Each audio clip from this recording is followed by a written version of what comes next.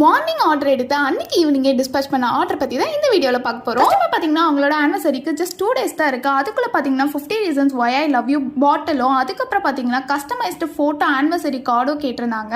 Courier maybe delay ஆக chances இருக்குன்றதுனால நம்ம அன்னைக்கே ஃபினிஷ் பண்ணி அந்த ஆர்டர் அன்னைக்கே டிஸ்பேச்சும் பண்ணோம். ரீசெண்ட் என்கொயரிஸில் சிலர் பார்த்தீங்கன்னா இதோட ரா மெட்டீரியல் ப்ரைஸ் இதானே, அப்புறம் ஏன் நீங்கள் வந்து கிஃப்ட்டுக்கு இந்த ப்ரைஸ் சொல்கிறீங்கன்னு கேட்குறீங்க. நம்ம ரா மெட்டீரியலோட ப்ரைஸே பார்த்தீங்கன்னா சார்ஜ் பண்ண முடியாது. அந்த ரா மெட்டீரியல்லேருந்து நம்ம எப்படி அந்த பியூட்டிஃபுல்லான ஒரு கிஃப்ட்டை கொண்டு வரோன்ற ஒர்க்குக்கு தான் நம்ம சார்ஜ் பண்றோம். நம்ம பேஜ்ல மட்டும் இல்ல, நிறைய பேஜஸ்ல வந்து இந்த மாதிரி கமெண்ட்ஸ் வரதை நான் பார்த்திருக்கேன்.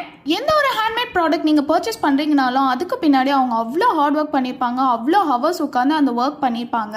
அந்த பேஜ்ல இந்த மாதிரி பிரைஸ் சொல்றாங்க, நீங்க இந்த மாதிரி பிரைஸ் சொல்றீங்கன்னா குவாலிட்டி தான் அந்த பிரைஸ்க்குரிய டிஃபரன்ஸ். கஸ்டமர் ஆர்டர் பண்ணி இந்த 2 கிஃப்ட்டுமே பக்காவா பேக் பண்ணி அவங்களுக்கு சென்ட் பண்ணியாச்சு. கஸ்டமருமே நமக்கு ஸ்வீட்டான ரிவ்யூமே ஷேர் பண்ணிட்டாங்க. லாஸ்ட் மினிட் ஆர்டர் ஆல்சோ நம்ம எடுத்துட்டு தான் இருக்கோம். பட் எல்லா கிஃப்ட்டுமே பாத்தீங்கன்னா நம்மளால 1 dayலயே ஃபினிஷ் பண்ணிட முடியாது. ஸோ நீங்க ஆர்டர் பிளேஸ் பண்ணணும்னா ப்ரையரா ஒரு 10 daysக்கு முன்னாடி நமக்கு ஆர்டர் பிளேஸ் பண்ணிருங்க.